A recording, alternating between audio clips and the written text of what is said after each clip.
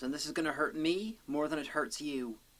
Welcome to the last part of Demons, episode 6, where questions that you didn't even realise were questions are answered, and where questions that you did realise were questions are answered badly. Without further ado, we open and Luke and Glenister chasing down Mr. Jelly from Psychoville. You bastards, he has suffered enough! The clown starts to perform for some kids, and I have a slight problem. The clown was designed to look menacing. Scary, even. I know they failed, but he is still a scary clown, i.e. not the sort that most kids would flock to see doing some basic juggling. Also, Colin Baker called. He's not impressed, you stole his coat. The clown chucks one of his balls at Luke, and Glenister gets the kill. Apparently, the clown's need to impress children overpowers his need to survive. He slimed me. That's great! Actual physical contact!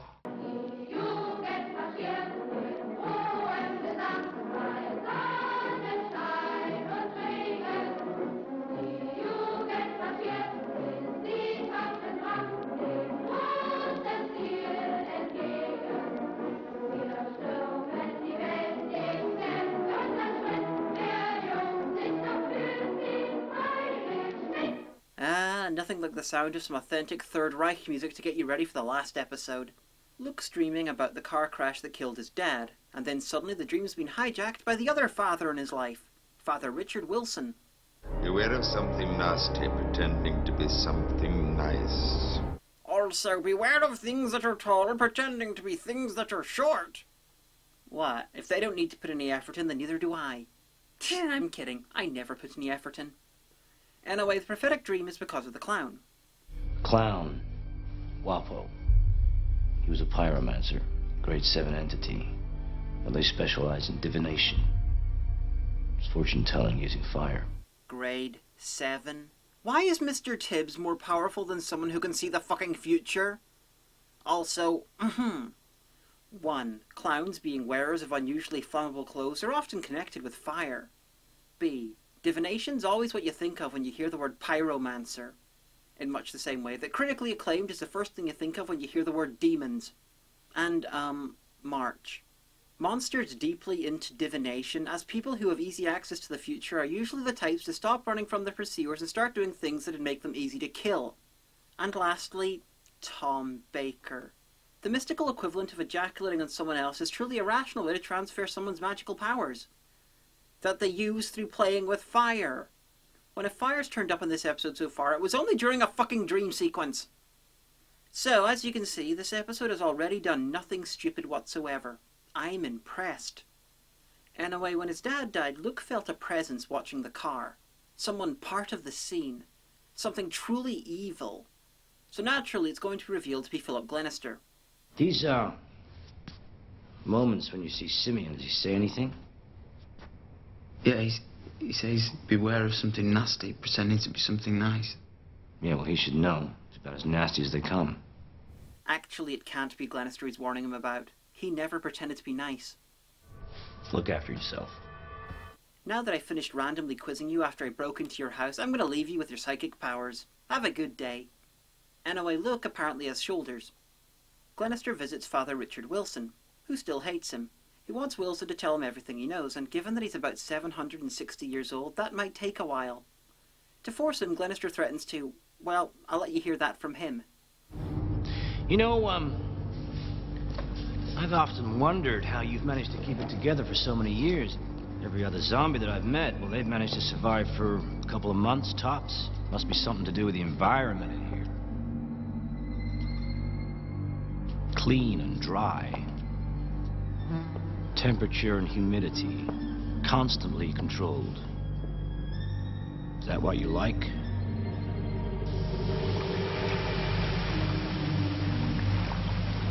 You barbarian. Turpentine, acetone, benzene.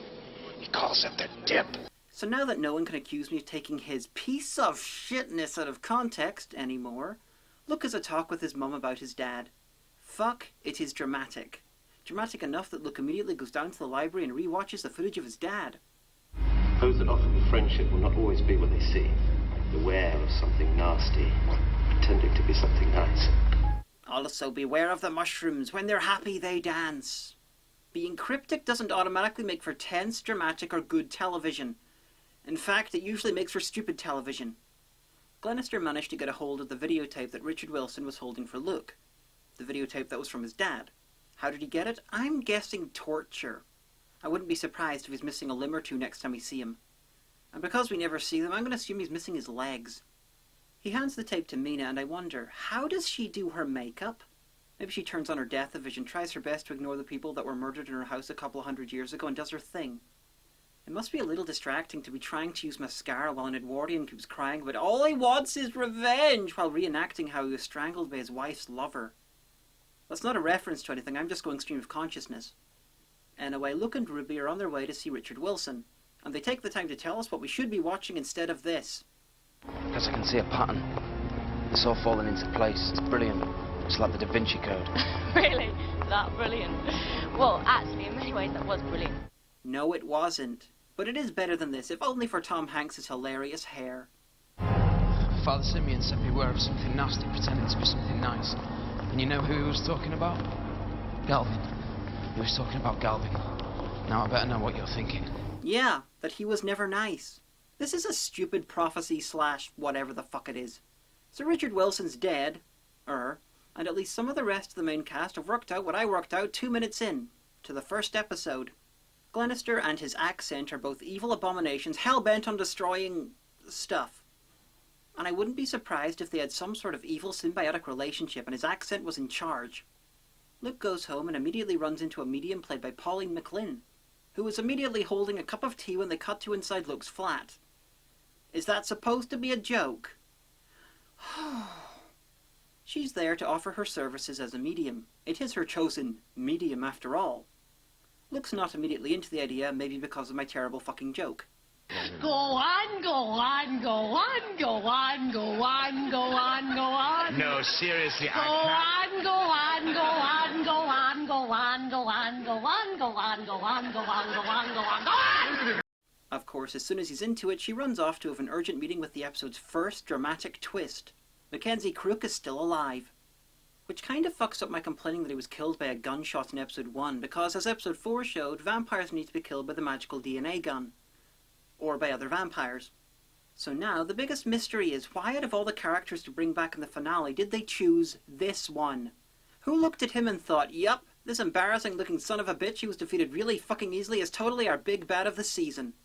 They could have continued the whole, ooh, Glenister's evil thing by bringing back Mr. Tibbs. Maybe have Glenister's wife be alive and working for him. Give them another reason for thinking that Glenister's evil, apart from the obvious, that he's clearly fucking evil.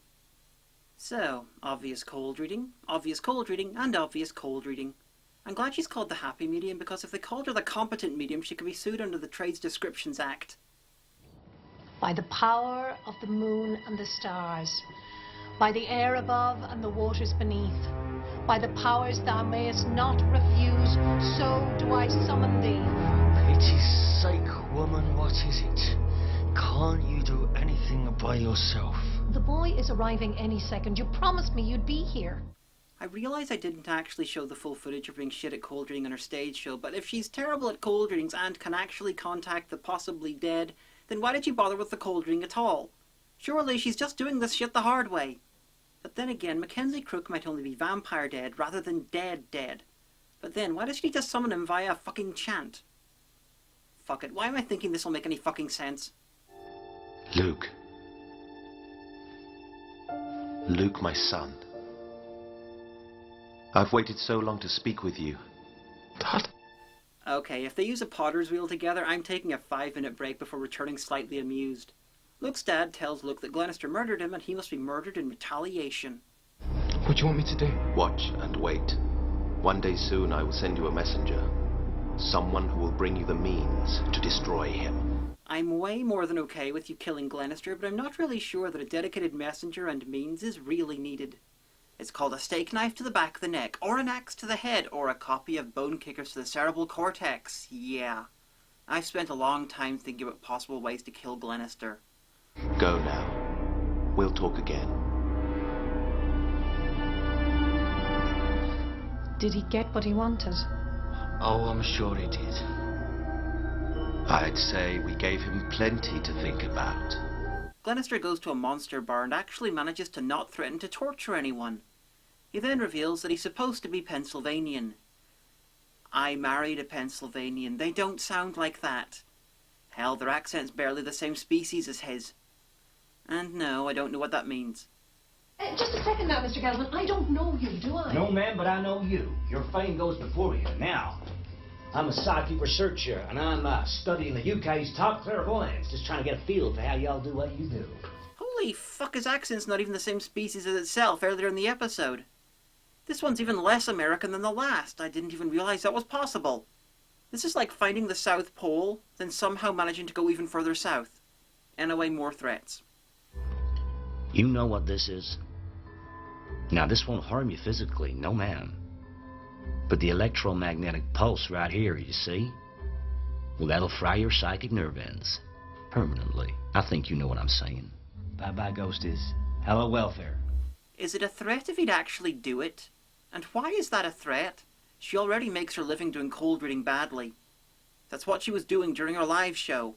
Ruby even pointed it out. Anyway, she calls Mackenzie Crook. By the power of the moon and stars, by the air above and the waters beneath, by the power thou mayest not refuse, Mr. T, I summon thee. Cut out the jibber jabber. Don't be babbling like a fool. Say what you got to say. That's all. Then shut your dang pie hole.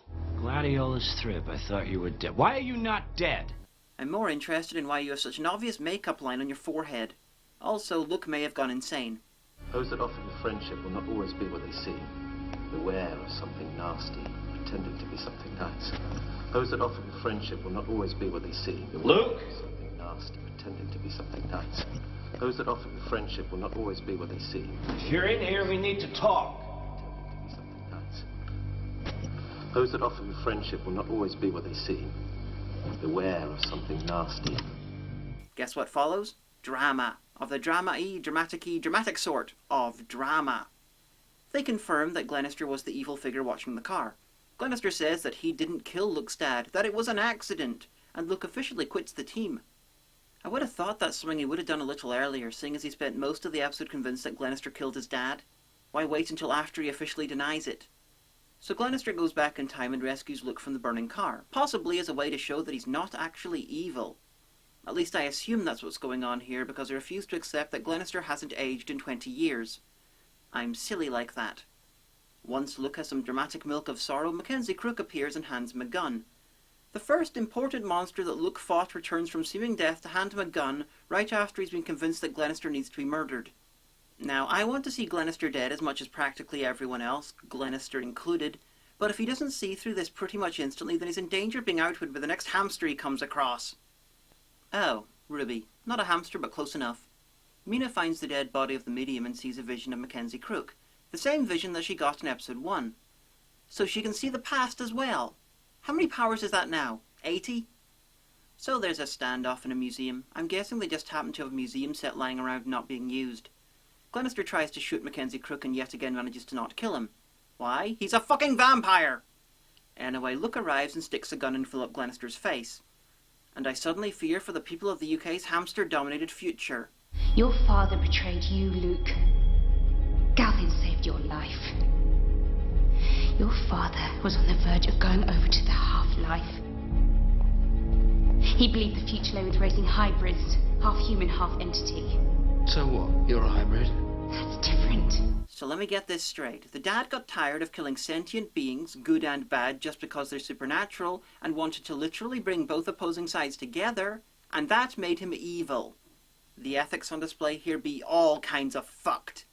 And Mina, if you consider everything like you to be that evil, then why not do the obvious thing and fucking end yourself? This setup only works if all of the supernatural things are irredeemably evil. And they're clearly not. Hell, one of your heroes is one. And Glenister threatened to kill a few of the ones who did nothing to anyone.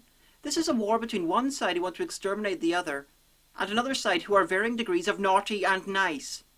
When you want to exterminate all of the other side, and not all of them want to kill you, when you consider a peace pact to be treasonous, and this is for Mina, when you want everyone like you dead, you are officially the bad guys in the story. Marvelous.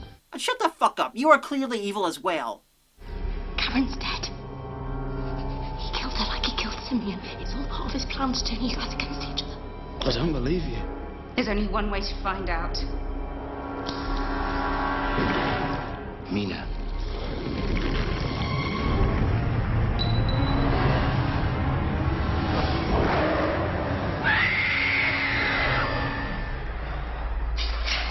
So when the evil ones can't convince Luke to kill someone else who's clearly evil, the only logical thing is to drink blood and shred him with extreme prejudice. Great work demonstrating you motherfuckers are the good guys. Sarcasm, sarcasm, sarcasm.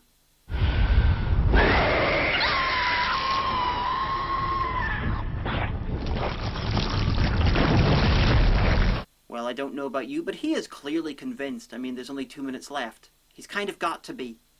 Glenister shows Luke the uncut version of his dad's tape, where he explained that he was indeed giving Luke to the supernatural things to be raised by them in hope of creating peace. The future lies in a half-life and human working as one. That's why I'm giving you to them, Luke. One day, you'll be a shining example of the dawn of a new era. What a bastard. I mean, it likely wouldn't work, and it's a wrong thing to do, but attempting to give his son away to end a war that's lasted literally millennia and killed millions? That's the lesser of two evils, and he's a fucking saint compared to the so-called good guys in this series. So, sorry I didn't bring this up before, but who crashed the dad's car? And why? Okay, it might have just been an accident, but Glenister was standing right there. It kind of suggests that he did murder Luke's dad. Of course, that's never brought up. The reveal of Mackenzie Crook as a vampire was actually a plot twist right at the end. Apparently, I worked it out 6 episodes early, so I'm sorry for spoiling that. Of course, the show spoiled that by having him clearly playing a fucking vampire. And did they work out that the magical DNA gun was a dumb idea, or was Crook's death actually the payoff from the only a vampire can kill a vampire line from episode 4? I don't really care about the answers, but so many fucking questions! This show is fucking terrible. There's attempting to be ethically grey, and there's having your heroes be bigger villains than most of the bad guys they face. Actually, scratch that. All of the bad guys. None of the villains in the episodes were big enough thinkers to even consider killing everyone on the other side. This episode is probably the best of the series. It's less terrible than the others, but the ethics are much, much worse. Everything is spelled out for you. Luke's dad is at worst a tragic hero willing to give up everything for the chance of peace. Glenister and Mina are the villains in this show, and I only hope the writers were attempting to build up to something that never happened because the show was cancelled. Something like someone pointing out this shit to them and then sealing them in concrete and dropping them into the fucking ocean. It's like you're getting beaten over the head with a stick labeled, "This is fucked up." The show clearly thinks these genocidal, and in Mina's case self-hating genocidal fuckheads are heroes. The only people who'd buy that are the sort of people who'd be impressed by Glenister's accent. And they killed Richard Wilson. Yeah, he was already dead because he was a zombie, but still, some things are unforgivable. Like making this show. And about Richard Wilson, now this is never stated, but it is based on what's in the episodes. As far as I can tell, Mackenzie Crook had no reason to kill Richard Wilson. Richard Wilson held the unedited tape for Luke and he was a zombie. One of what the show calls hybrids between human and supernatural. Richard Wilson and Glenister had something happen between them before the show began. Wilson hated Glenister. Glenister was there when Luke's father died on his way to try and create peace through hybridization. I'm suggesting that Glenister killed Luke's father and Richard Wilson knew it. Wilson supported his effort to create peace through creating more people like him, and Glenister would rather see the pointless eternal war continue. Glenister had threatened to kill Richard Wilson and had previously expressed that there's no difference between a supernatural and a hybrid. He believes that all should die. I think Glenister killed him because of what he knew. And because he's a cunt. Richard Wilson was instrumental in killing Gilgamel, a supernatural who survives by eating children, so Wilson clearly has no truck with monsters on either side of the war. I put it to you that this series is the story of how a fanatical, genocidal monster warped by grief and a shit accent systematically purged everyone from his own side that's in favour of any sort of moderation or sanity. This is the last part of a long journey towards radicalization for the demon hunters, who probably started out with the best of intentions, protecting the innocent. Now it's only a matter of time before they, convinced of their own righteousness, kill ever more of their enemy. An enemy made up of horrible creatures and a lot of innocents. And it'll all culminate in something truly awful, maybe camp-based containment for everyone not deemed human enough, and a chamber with some nifty anti-magic gas. Fuck, I'm almost sorry they didn't do a second season now. Something else that's just odd is the speech that Luke's dad gives where he warns about something naughty pretending to be something nice. The uncut version doesn't actually make any sense. Who is he talking about? Is it just a surreal piece of generic advice said in such a way to sound like it means something else? Actually, yeah, that's exactly what it is. Because the story needed it. It needed some sort of a hook, and it didn't fucking care if it made sense once everything was revealed. Only episode 4 was actually stupider than Bonekickers, but this is still pretty damn fucking bad. It's fucked up, badly made, terribly scripted, nonsensical, and generic. It's like Twilight in that it's Buffy the Vampire Slayer with key elements removed. Here it's the ethical complexity and the surface feminism and the quality of writing. With Twilight it's just general competence and interestingness. This is cheap on DVD, pick it up if you want to, but I warn you, it's fucking terrible. That was Demons, and it hurt me more than it hurt you. We have sinned so